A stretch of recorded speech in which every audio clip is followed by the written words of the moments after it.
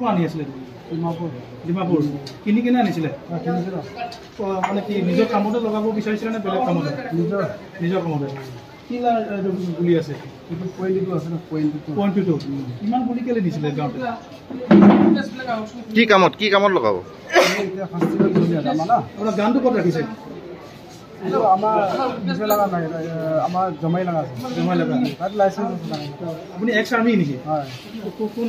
আছিলে Assam rifle regiment Assam 24 Assam